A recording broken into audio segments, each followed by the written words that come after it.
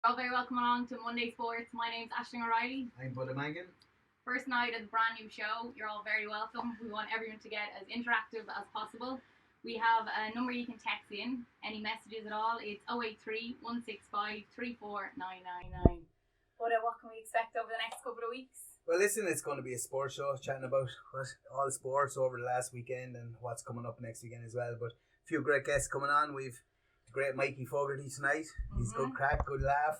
We get plenty out of him. And we've Rory Stories coming on, and we've Mick Galway lined up. And with a bit of luck, we might get one or two of the Irish contingent from the Lions squad. Hopefully get them on if we can. Absolutely. And how did you get into all of this?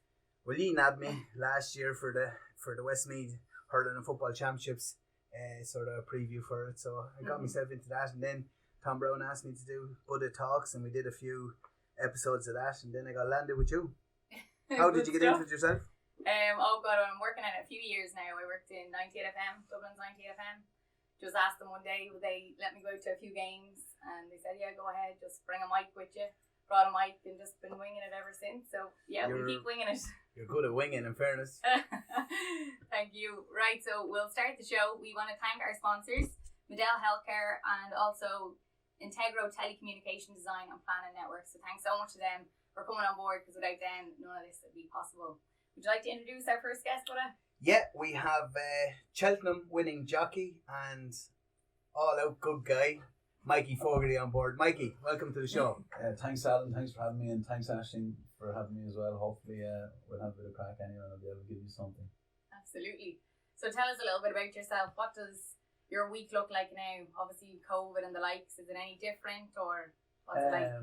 Yeah, the last year has been tough with everyone, but people in racing, we've been very lucky. We got to keep racing going. We were able to ride out every morning and go racing as well. Unfortunately, about 4 weeks ago, I broke my wrist in Fairyhouse off a fall over fences for Willie Mullins. So I'm just back doing a little bit of rehab the last week. Got the cast cut off there last weekend. I'm up with Andy King and Santry for next week again. So hopefully in about 2 or 3 weeks, be back doing a little bit. Absolutely.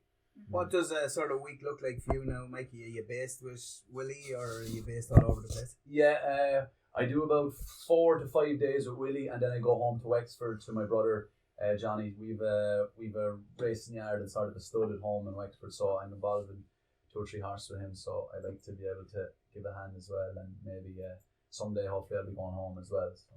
Just this week, Faugheen, Duvan, Benny Dejew all retired. Obviously, Faugheen is a fan's favourite. Can you give us much information about? Yeah, he's definitely the yard favourite in Willie's. Everybody loves him. John Codd rode him out for all his days there, and he's just the crowd favourite. I was lucky enough to ride Castlebawn West in the race that he won. I think he's 11 Grade 1 over fences, and I'll never forget the reception and.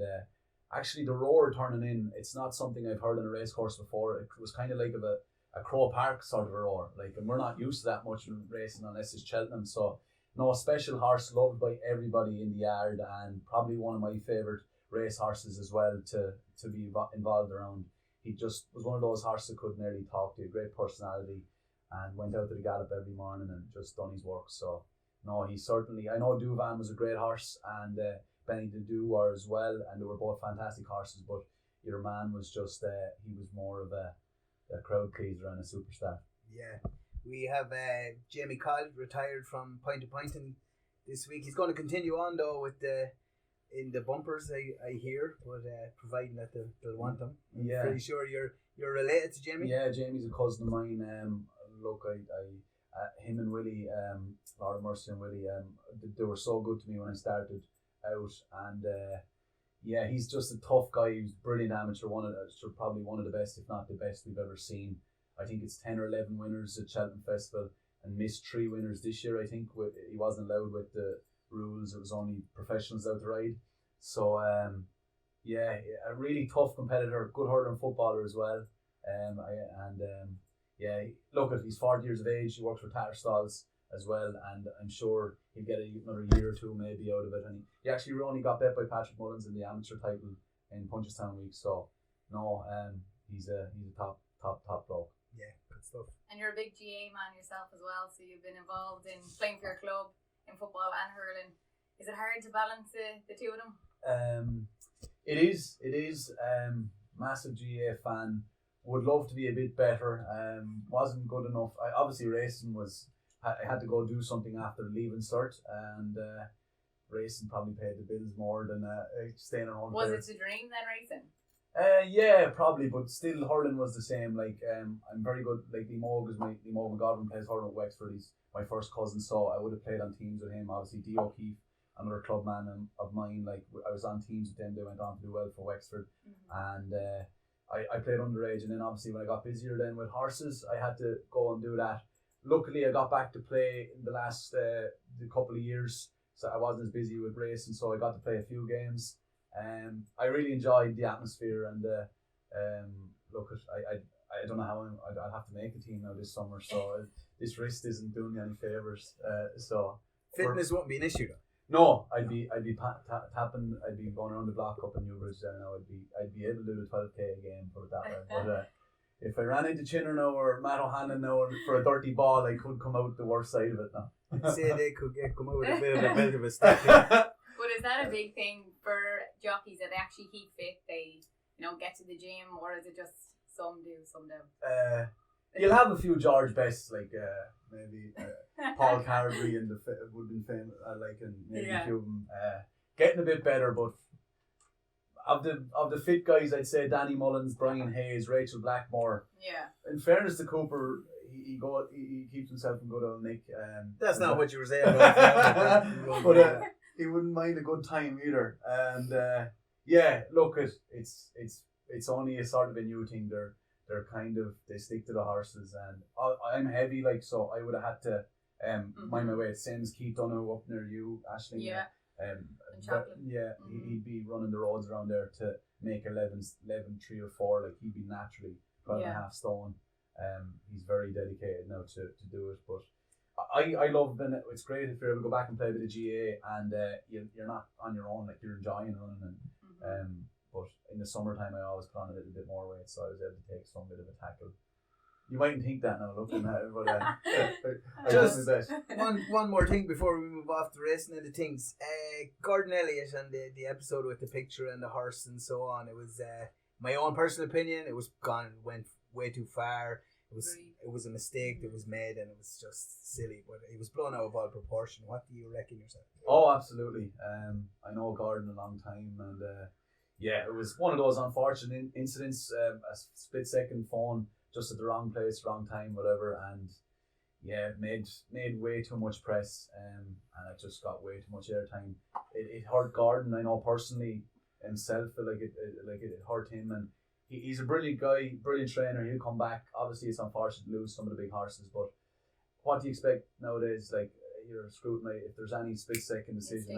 It's dangerous now, and the way media are at the moment, they'd rather put something bad about you than good about you. Really, there's So I know there was no crowds at the Cheltenham Festival this year, and obviously that was a big difference compared to the last few years. But it took away from the competition probably between himself and Willie and Henry. Didn't it take away a bit from that as well? The Cheltenham Festival didn't seem the same this year. I know the crowds obviously was a part of it, but definitely the Gordon Elliott not being around for it as well, that took away from it. It absolutely did. He would have been champion trainer if the horses had stayed with him and he was allowed to run horse under his name. And he's a massive character, and he's good for racing. You know what I mean? He's not going to come across like a John Gosden or a Nicky Henderson. He's from up the road in Trim or whatever, and he's the people's man really in ways, and that's why we connected with him, and loads of us got behind him. And he'll be back. Obviously, to your point about Cheltenham, it was dead this year. There's no point in saying it. There's nothing like the Cheltenham Roar, the atmosphere. You meeting a guy going in telling you about a horse that's getting a tip and that crack, and jockeys feed off that as well. Some horses feed off it as well. A couple of the races were a bit too non-contest for me, like the Supreme Novice, a few wide margin. There was just a few races that were just like the gap between some of the horses were too much, and hopefully England. I know we love beating England, but it's not good for racing for the whole industry. No. We need England and Wales and Scotland like competing better, and I was delighted to see Paul Nichols coming over with Clandis Obo and the other horse that came over as well. Like, we need that, and we need that competition, and that keeps the industry going. But please God, as I was asking before, Alan, we'll be back there in March, and we might be falling out of the 21 club there some night. Anyway, so. I won't fall over, but I'll carry you out. Yeah. Moving on, GA over the weekend. Your own county Wexford had a good win over Laois. They seem to be moving well. It's very hard to judge at this time of the year early, but did you see much of it? Yeah, I watched that game anyway because I'd get a telling off if I didn't. Yeah, they were very good. I more sort of felt Laois were maybe poor a little bit as well. Like, you know, I'd be disappointed for the Laois guys. Yeah. Cheddar's down there now, and I'm sure he's disappointed. They were a bit sloppy. A few goals walked in, but still not to take away from Wexford. Like brought in a couple of new guys, did well, and obviously like the bigger guns came on the second half. Was very impressed with Rory O'Connor, and obviously Lee and Matt came on as well, and Lee Moe. So look, I'm still a little bit sour over Tip semi-final year before last. I thought we blew a good chance that day. I'm only dreaming that we might get back there, because I know I'm biased, but like Wexford hurling games in the summer they're as good as Electric Picnic, if you ask me. Like, you know, they're brilliant days out, and I love Wexford hurling, and the following they get is brilliant, and I feel they're good for hurling. So hopefully we can contest the Leinster and All Ireland, but we shall see. Limerick a couple of top teams there, and having Davy down there as well, it brings that bit of excitement to the whole thing. Obviously he stayed on again this year. Do you think this could be their year that they will push on? Look, I feel Limerick are the team. They're just a seriously strong panel as well with Tip maybe. Yeah, like I do think we have a chance. If we keep our main players injury free, get a bit of, like Davy's brilliant and all, whatever. Like, he's done very well at Wexford. He's got young guys back playing. He's got crowds in the gate, and we've had some brilliant days lowering the colours of the big teams. Like, I remember, this is only the last 4 or 5 years. Like, we were getting hockeyed by teams going around the country, and I do look at. I do think we have a chance of maybe getting to an All Ireland, and I'd say learning from the All Ireland semi-final the year before last. You know, sometimes you nearly have to be there to deal with that pressure, and that will bring on the lads. And I'm not going to be negative. I do think we have a chance of winning the All Ireland, but certainly Galway, Tip and Limerick look to be the top 3 there at the moment. Absolutely. The game on Saturday between Tip and Limerick, like, these boys know how to play hurling. They just tear into one another. They're big men. They're well able to hurl. Even the smaller lads are well built. They're just different units. Them 3 teams in particular, and in fairness, Wexford are probably slight bit behind them at the moment, but it's a good championship to look forward to, because the hunger in Limerick mightn't be the same as it was last year.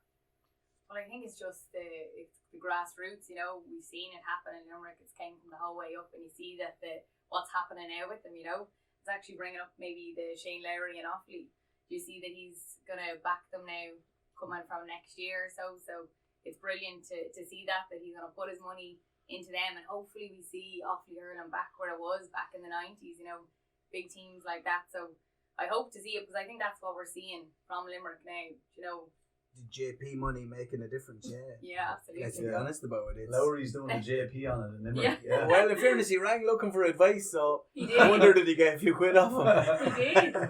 Yeah. But no, it's great to see someone like that backing up his own county, and I'm pretty sure Wexford have a lot of lads like that that are throwing. Like, you don't get success without a few quid coming behind you. It's simple as that. And I know that the funding in GA doesn't go out as evenly as it should go out, but if you have certain lads in the county that are throwing a few quid in behind the team, it's easier. Massive difference. Yeah, the big teams have the biggest funding behind them. I'm nearly sure I heard that from the Tips to the Dublin footballers to the Limericks. Yeah. Oh, massive. Yeah, their panels are massive. Their background team and all that. They don't come for. No, you see the difference. Get them for nothing. No, absolutely not. So would you playing for Wexford, was that the dream maybe growing up, or? It would have been, yeah. Like, I was a little bit young for 96, but those guys still went around like legends, and still do. Yeah, still do. Oh, famous county for Yeah. we glorify hurlers down there, like Nicky Rackard and these guys. You know, it's in our DNA, and it's not a bad thing. But we would have liked to have won more. Dara Ryan was my club, so when I was started growing up, he was a brilliant fullback for Wexford. We won an All-Star, and it was always my two sports have always been hurling and horse racing, and they're both pretty fast and adrenaline, and you could get the odd smack too. So the question sports. has to be, you have to be a little bit touched to be a jockey. A bit tapped. You have to be. To get on a horse, like let's say the Grand National, for instance, and run 35 mile an hour down to the first fence with 40 horses coming behind you. Fearless, brave, mad. Stupid maybe. Yeah. We didn't want to say it. Yeah, I suppose. It's probably is that agreeing with me. Yeah. You are tapped in the head. Yeah, you do. A little bit. Like obviously, some guys don't see it like that. You don't see it like that when you get confidence on them and you get good at it. But it is a crazy game. Like I don't need to tell you about the bad days racing's had with a couple of guys getting serious falls, to the poor lady that was tragically killed in England there a month ago. So it's a tough game. Obviously, other sports have their bad days as well. You just have to it's part and parcel of it, and you have to get on with it. And we never really talk about it much, really, that sort of side of thing. When you're in the journeys with the boys going racing or in the weigh room, like you'd be trying to keep the thing upbeat. Now, if a guy was going out on a bad leopard and an honest chase, like you'd be saying happy thoughts to yourself. Or maybe if the ground was in the summer now, it was getting a bit dry, and lads, you'd be a bit anxious going racing. Like a good song might be put on there before you go. So you would get anxious sometimes. Oh yeah, without a doubt. Like lads, you know what I mean. Lads would be afraid to say it. Like, but they'd be Right, that's what I would have thought. Yeah. They don't want to say it because they'd be afraid owners would think they're a bit nervous or whatever. But no, everybody gets nervous. Loads of from the greatest guys, the greatest jockeys to the toughest. Like there's always one or two extremes in every sport that just they're so numb they wouldn't even think of it. But like you would, like if you're going out to ride a novice chaser there around Killarney there tomorrow on good ground and it wasn't a good jumper, you are going to be nervous because like you could get hopped off the ground. So you often hear jockeys and they say, well, if you're nervous or you're anxious about this, then you probably shouldn't be going out there. That's always what I've heard, but it's nice to actually hear probably the truth of it. Yeah. That's probably how they feel. That is really. no. From I know from dealing like I've been in the way with the best and all, and you'll know by them, and they might, and they never say it publicly, but you could be in the sauna with them for half an hour before that, and they could go, "Geez, I'm shitting myself going out riding this that." They're human, be human, like, and a couple of guys like got a couple of hard falls, and it would have impacted on their career, like, and you know what I mean. They mightn't have had the same sort of enthusiasm for it, like. Willie had a horse, JP horse, and Jody McGarvey was the only one that had ride him. A great field. Yeah. A great field. Yeah. He was a lunatic. Yeah, he'd rather he's like a horse. He'd rather cycle. He'd like a bike going over a ramp. He ramped a few fences, alright. So he got a couple of falls. Straight through. So he's not like really that enjoyable to ride, but you wouldn't mind riding him because he's a Grade 1 horse. Like he won a Grade 1 in Punchestown. I remember riding it. I'd take my chances on him, but it's the ones around Patrick and Tremor and these places where no one hears of, they can ramp fences too. No one watching them. Or else riding a lesser horse in a good race, like where you are out of your comfort zone. Yeah. And then you're going to start making mistakes. Them are the ones where you're like, oh Lord. You're not looking for it. Yeah, like lads would be like, this is going to be some crack now here, and then I'm off the bridle halfway and I have to try to get home. Yeah. So for a bit of prize money. For a bit of prize money, or for an owner or a trainer there that wants to go again. Yeah. So and when the trainers come in, say you've had a bad race, they come in and give you a bollock and just. Very few, like, and to be honest, if they did, you'd be distancing yourself from those guys. You know what I mean? So it's You don't want to, and I say that it's more bad on them. Like everyone, like you will get given out to days if you made a mistake. And look, I always held my hands up. I would have got in before the trainer nearly going. I would have been going, sorry there about that. But it like very few. And I'd say if the trainer did it, I'd say he's mad at himself. And if it was the case and it got around to the boys, like. You know what I mean? We're a small, like I know we're all competing against each other, but we're very close knit, like, and it's a fabulous game for that. Like if some man, you know what I mean? They're very good at sticking together, and you know, looking out for each other as well. It wouldn't be good on the trainer because your mate is probably riding the horse next week, and he's going to tell his mate, like, here, this fella or woman said, come in and get out to me here, and he's like, all right, there, Yeah, absolutely. they're not going to be giving it their all then maybe for them. Definitely. Yeah. Yeah, no, it's a crazy sport, but it's great to watch. Great sport. Great, you meet great people, great times, and it is a brilliant game that way. It's a great day out. Anyone that doesn't go, it's a great day out. Easter Festival in Ferryhouse. That's my annual. That's only because it's next door. But yeah, but the memories growing up. The memories growing up were just something else.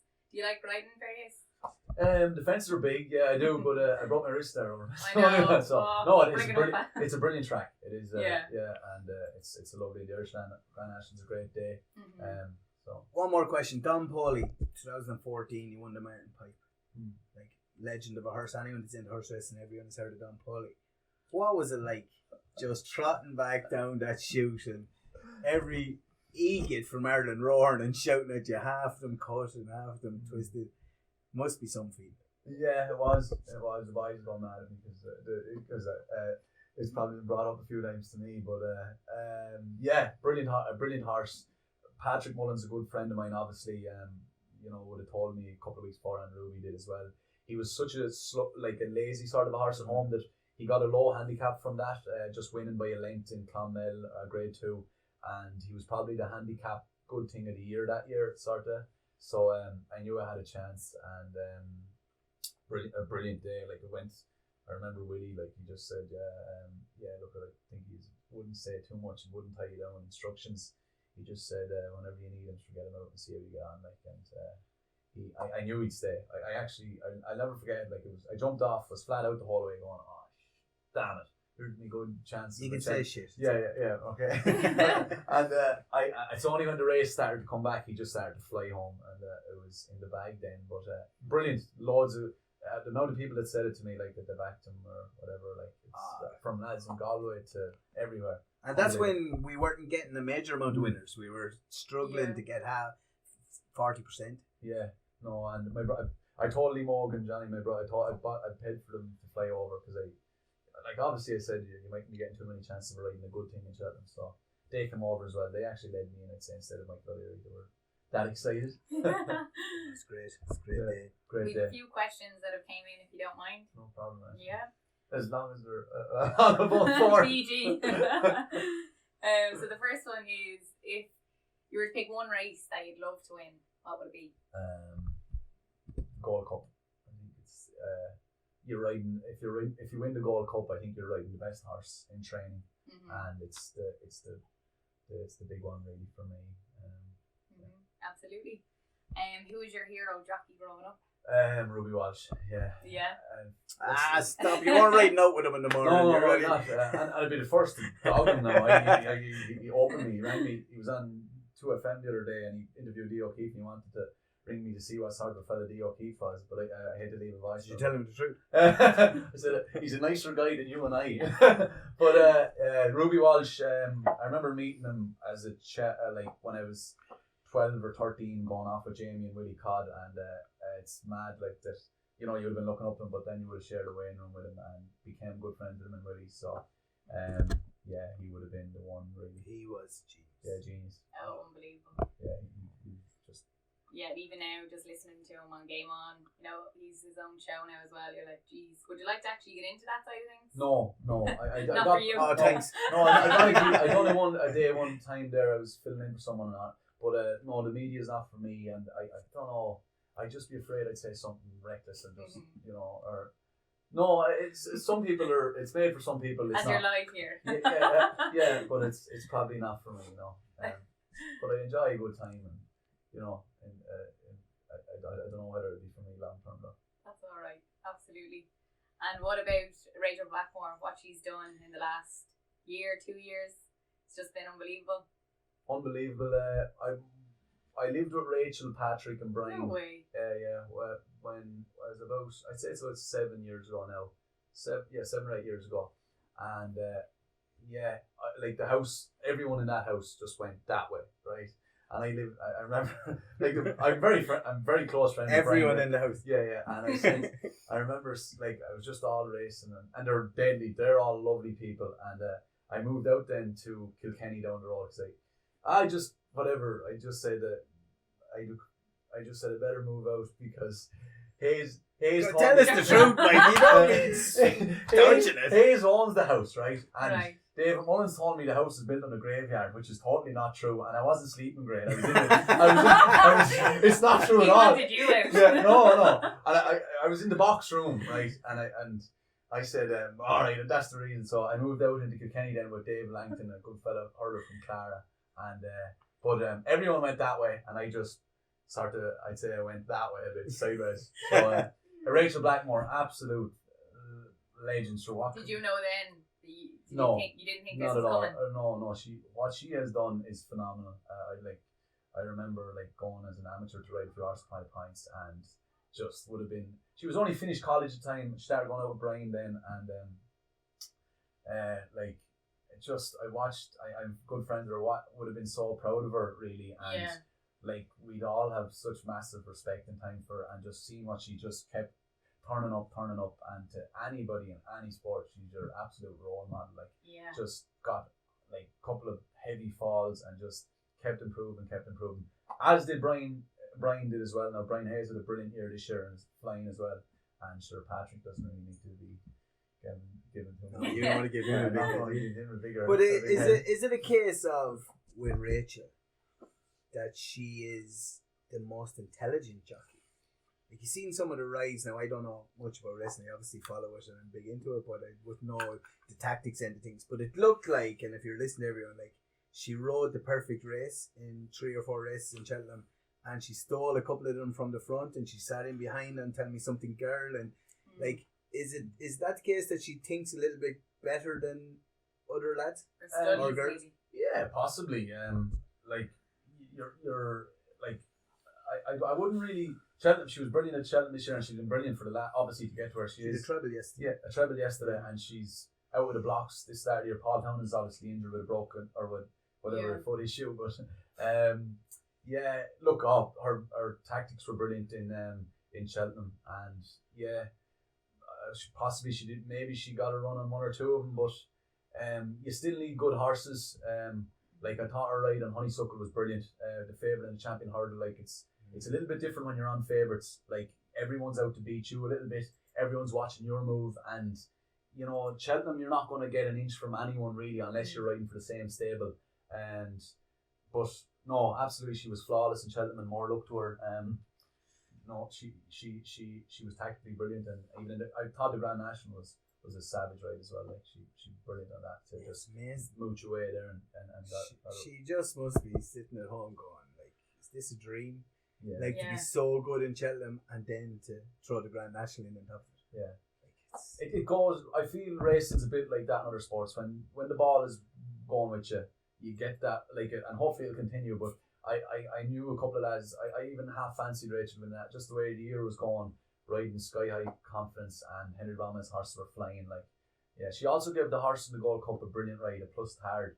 To finish it. I know it didn't win, but I thought she gave that a brilliant ride. Like, to just took her time, and but when the thing is going with you, you run with it, because you'll be long enough for someday with getting it. Well, that's actually a great point, because if you look at it, say club championships for instance, maybe not so much inter-county, but if you get onto a roll of winning matches in with the club, absolutely, you sort of end up going into the next match and you win, too. and you go into the next match and you'll be winning 3 or 4 matches you shouldn't win, but you just scrape across the line, and if the luck is on your side, you have to have a lot of momentum luck in your game. Brilliant. And so you're back with your club, but just obviously not at the minute because of. No, they're starting back tomorrow night. So I'll maybe another 2. I might call down and just whatever, but I do a little bit. But I'll see. I don't know whether I struggle to make the manager said I'm struggling to make the first 28 at the moment. So we'll have to see. He told you that already. I know him well now. I hope it's not the case, but I told him I'm delighted. I said a bit of competition is no harm, so hopefully I'll get a bit of the hurl back going with the wrist in another couple of weeks, and I need to get a better first touch and stuff, and maybe see how that goes. So I'm looking forward to it. And any football anymore? Yeah, we won the intermediate. We went down. Matty Ford put us down one night in a relegation final the year before last, and we went straight back up then last year. So I played a bit of senior football as well. Tough game though. You up and down the field, just dogging and pulling out each other, and you can't kick a Budda. football. it's a great game, and I like, but it's just I prefer hurling, but I do play and I do my best. That way. Your brother was Andy. I played against him a good few times. David. Yeah, David, midfield wing forward for Wexford in the golden era of Wexford football when Matty Ford was just pinging points over the bar. PJ Vanville and Kieran Ling, Red Barry, David Murphy, good team. We were lucky to get across them. Yeah, 2004 we scraped across them. I scored a couple of goals at the end to make it look better than it was. Let me tell you. Yeah, that was a great run. Yeah, Wexford had. So yeah, maybe you might get Matty Ford on some night or something and tell you. Might tell us a few stories about you. Yes. Well, he was a good man on the beer himself, and he got married last year, so he's probably all quite now. That's the way it goes. Yeah, right, well, we have a bit of a game. Will we do our game? Yeah. Right, take it away, Budda. Here it is. We're having a bit of competition, myself and Ash, every week, so let's see if Is there any prize to this game now? No. Oh, we'll make one up. We'll have to make one up. I'll have a think here. Yeah, she'll have a Come up think. with a good prize from me, Ashley. Right, I'm on it. We're just going. So we're giving you a question, Yeah. and we want you to give 3 answers. And if we get the answers right, it's a 1 point for me, a 1 point for her, and we'll see what it is at the end of the season. Right, so I'm picking my one that I think he's gonna... Yeah, well, you surely have it picked already. You can't pick after he picks. Right, all right. I've mine written down, so we want. You can't go against me. You trained 3 horses in the Gold Cup, and you had 3 choices. You had to get 3 jockeys to ride them. We're going to give you 4 jockeys, and you have to tell us which 3 you'd pick. So the 4 jockeys are Ruby Welch, Barry Garrity, AP McCoy, and Davy Russell. So you're only allowed to pick 3. And we have written down here what Ruby Walsh, Barry Gertie, and Davy Russell. In that order. Why? Because they're the best. Yeah. Barry Gertie now is is a genius as well, and so is Russell. So, yeah. What about AP? What's the... brilliant, but... are you answering this now, Mikey? No, because you don't really know Tony McCoy as well as you know the other 3. No. Like, their records will be probably better than McCoy's, I'd say. But here, McCoy was brilliant and a brilliant jockey as well. But Ireland is a bit different to England when it comes to jockeys and racing, I think. And so how could you do that? Like, did you pick that right? No, I said Barry, and I feel bad for saying Barry, but... So did I. Barry Gertie, yeah. No, I would put him like down. they're the same. Yeah. I was just thinking I was thinking of you, though. I was thinking of Gold Cup, fences. The other 3 have a great record over fences. Barry Perry has a better record over hurdles than fences. Maybe I'm wrong. No, that's what I was thinking. Gold Cup, 3 Queen Mothers or 4. Yeah, well, I'm just thinking. I'm giving you the answer. If you went into the player like the GPA awards, if you went to your whatever and asked the jockeys who they think best is, they'd say Ruby, Gertie, and Holly Russell. McCoy, bit harsh to McCoy there, but like you have to pick someone. Yeah, but I do have the 2 lads though. They are the greatest we've seen. Yeah. Barry Gertie and Ruby Walsh. Like there's an. They're your top 2 then. Oh, and I even hard to split them. But they're my top 2, absolutely. But they're the 4 best jockeys of all time. That's why I picked the 4 of them for this question. Yeah. They are the 4 best in my eyes of all time. Well, the two of them have the best record in Cheltenham. Barry Gertie and Ruby Walsh. They've rode favourites over there and given them the ballsy rides, if you know what I mean. They're like their record over there is on and they're the 2 most leading riders over there. And me as a young jockey going into a weighing room and riding against them, I just seen stuff that they could do. They could make horses talk. They savage confidence. Like Barry Gertie's a film star regards confidence. Like he would just come in and just go, wasn't good enough, like, and just go out and just wouldn't affect them at all. Whereas Ruby was a little bit more personable. Like he'd nearly tell you, I messed up himself. The other lad, Gertie, was just brilliant. Like I admired him so much because his confidence never wavered, and he had a couple of lean years where he didn't have the biggest rides, yet he'd pull winners out of the likes of Big Zeb and Queen Mothers, or I can't off the top of my head, like Punjabi and Champion Hurdles, and they were it for me. Like they were the TJ Reeds or whoever you want. Yeah. He did ride a lot of winners where AP had the first choice and he came and won in the second choice. What was the horse he won the champion? Jet ski and stuff stuff like that. that. Yeah, but no, when you say they can make horses talk, do you think that's a thing actually, like where people actually have this special relationship with certain horses? Yeah, absolutely. Davy Russell would be brilliant horse. Like, he'd get in such a rhythm with a horse. Like he like Tiger Roll is a small horse, and what he did on that horse around the Grand National twice is unbelievable. Like, other guys wouldn't got that horse around. He'd have such a mental bottle, like, to say this horse isn't going to fall, like, and he schooled that a horse around for 3 miles, like, and just the horse didn't even know he was in a race, and then produced him at a magnificent time, like, as well.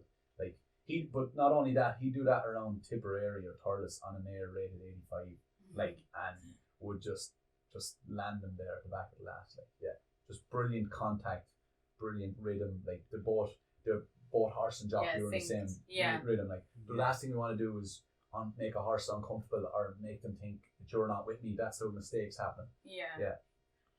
Just moving on, the Lion squad was announced this week. It was, we got the lowest number of lads in the squad since 2001, which is outrageous, seeing that we become third in the championship in Cadiz and only lost to Wales by a point after getting a man sent off.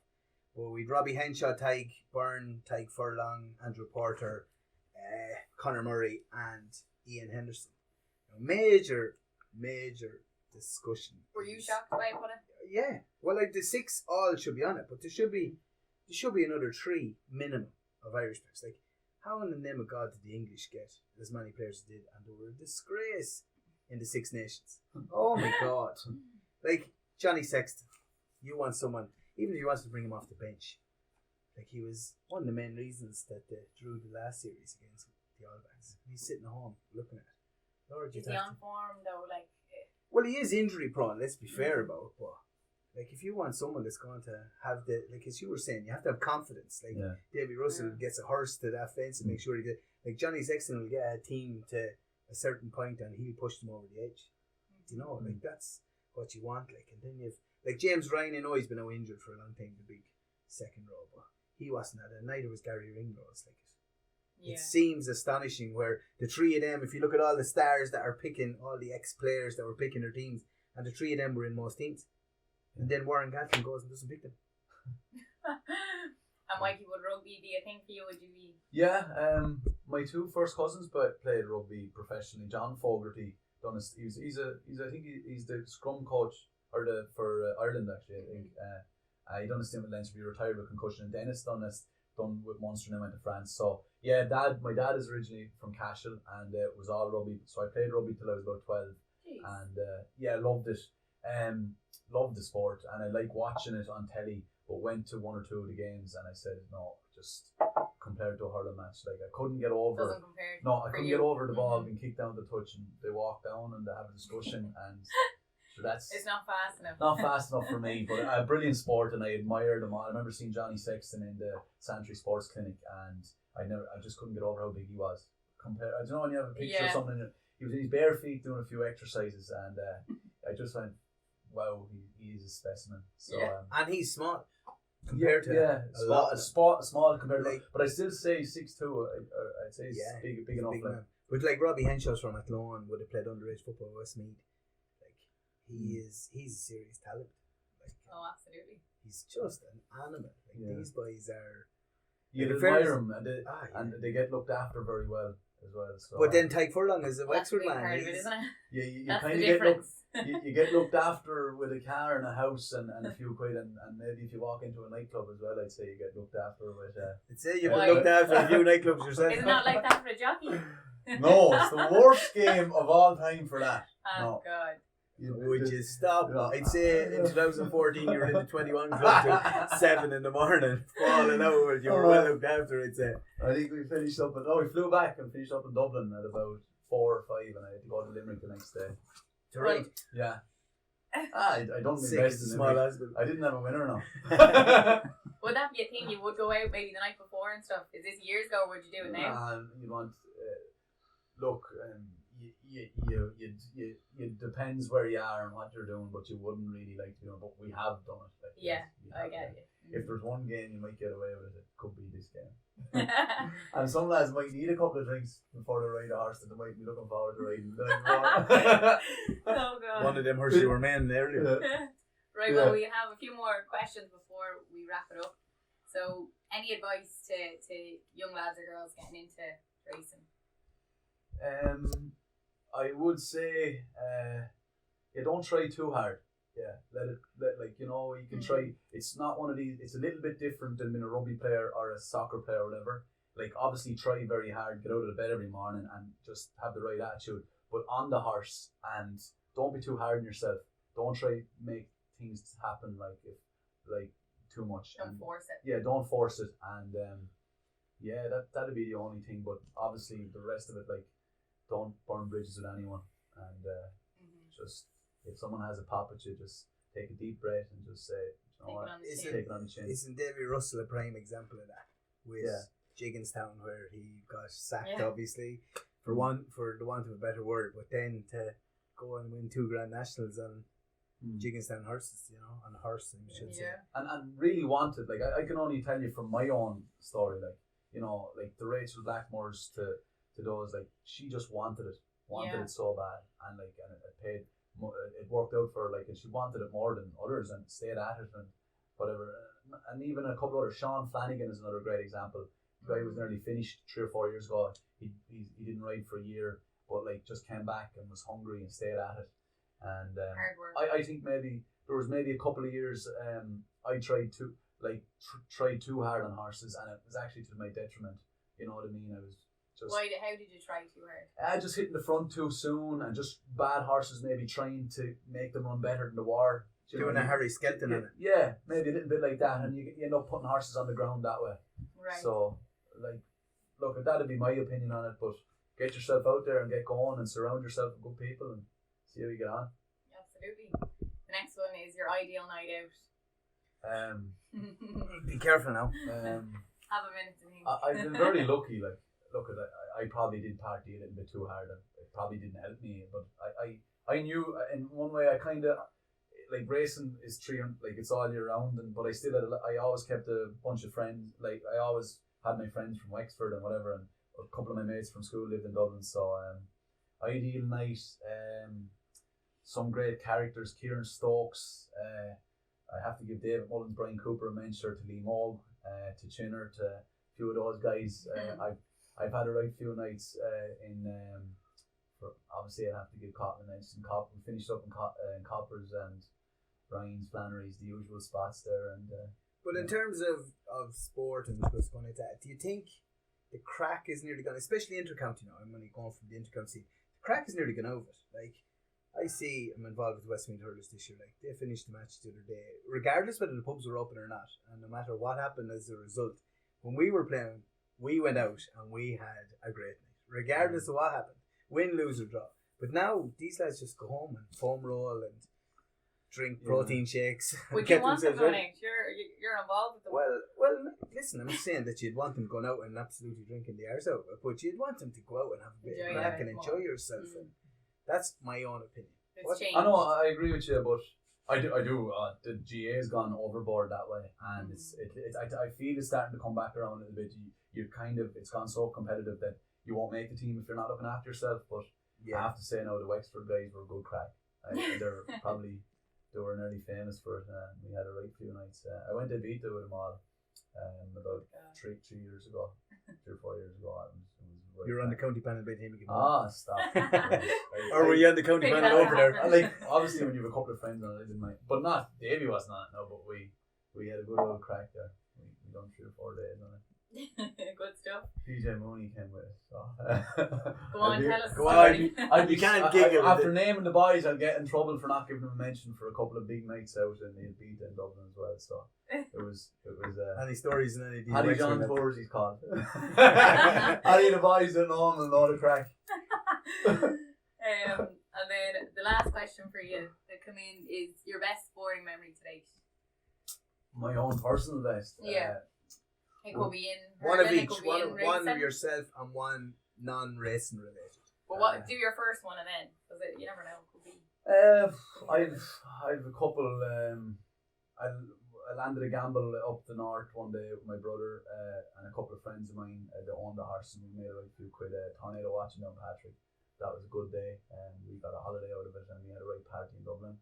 And Paul Byrne, that fame of the shunter, and it was involved in the story, you can imagine. And but Cheltenham obviously probably one of the highlights, and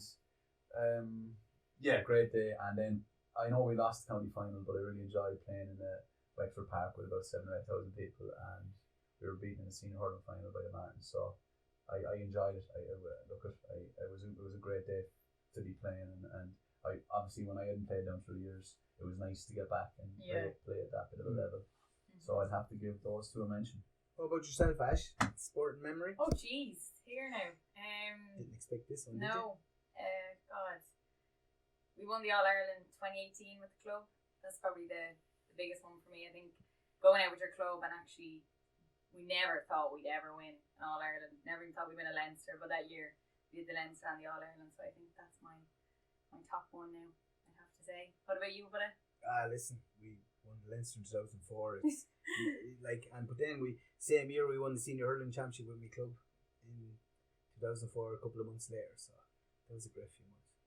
It means more with your club. Do you find that, or? Yeah, although I knocked some crack out winning with Westmeath, I'm not gonna lie, we had a great laugh. We went to South Africa on a trip, and nice. Did Paddy go? Paddy went, great man. Oh God, what a character! Unbelievable. I heard some great stories. Yeah. No, he was an absolute legend. Yeah. And in fairness, now I have to say, we went down to his funeral that time, and his wife and children looked after us up in Shock and put us up in a hotel, and came down the next morning to pay, and we didn't have to put our hands in our pockets. I don't know who paid for it, but someone paid for it anyway. But no, they're a great family, and they're great crack and great laugh. But Paddy was a special character.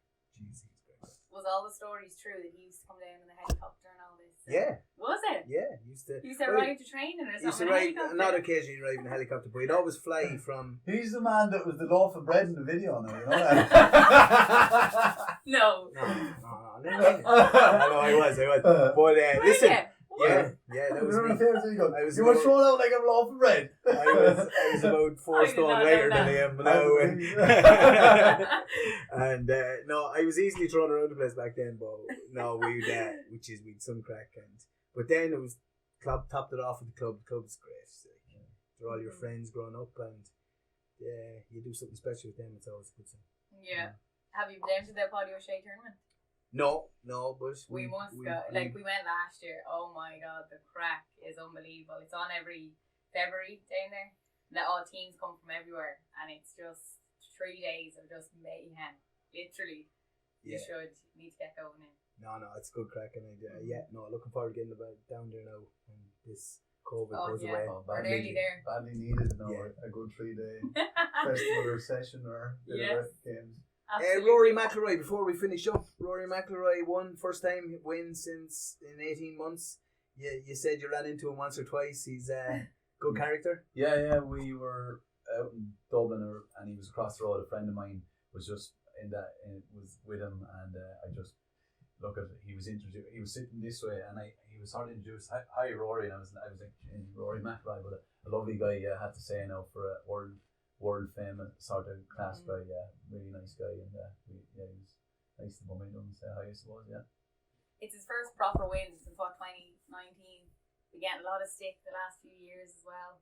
It's nice to actually see that type of story, you know, that it isn't all over after you have a few bad years. I was watching it, and the interaction with the caddy when he took the shot at the end, and it was in near enough the wall, and the caddy was just stood in and said, hold on a second now, we have a 2-shot lead, let's take this one on the chin, take a drop, and I don't think if he tried to hit it from where it was, I'm not too sure whether he would have got it out. Caddy stepped in. He's been getting a bit of grief over the last number of months or years, I suppose, and it was great to see the interaction between the two of them, and it was great to see someone like Rory listening to how important the caddy is to him. He actually had said he had a bad neck injury. I don't know if you heard that. He said he turned to the caddy and he got a creak in his neck, and he said he couldn't move his neck. It just got stiffened up on him. So he said his tee-off time was Thursday afternoon. He said if it was Thursday morning, he said he wouldn't have been able to. He said he wouldn't have been able to go out, but he was able to go get treatment that Thursday morning in order to get him out then for the afternoon. But he said it's just unreal what can happen, you know, on the day. There's an element to look at. And nobody knows anything about it. And no, he did well. Unbelievable. But I have to thank our sponsors again, Medell Healthcare. And just thank everybody for tuning in. We're going to be here every Monday at 8 p.m. Anything else to say, Budda? No, thanks very much, Mikey. It's great to have you back on board. We a little story actually. We had Mikey down for a Cheltenham preview night, and Danny Mullins was with him. I listened in. And Danny proceeded to tell us that Florin Porter had no chance in the stairs hurdle. No, he'd no chance. He pulled too far to the left, and then poor old Jonathan Moore got injured, and Danny ended up riding him to win the race. So he's bluffing. So he told the whole lot of us not to back him. And then that just shows you what jockeys know, so don't listen to anything I said tonight. Having a clue. No, thanks for coming up, Mikey. It's great to have someone of your calibre on board, Absolutely. and you never know, we might get you up again for another chat. Plenty of better lads now to get in. You'll be alright. And a huge thank you as well to Integro Telecommunications Design and Planning. And thanks so much for tuning in, and we'll see you again Monday at 8 p.m. Thanks, guys. See you soon.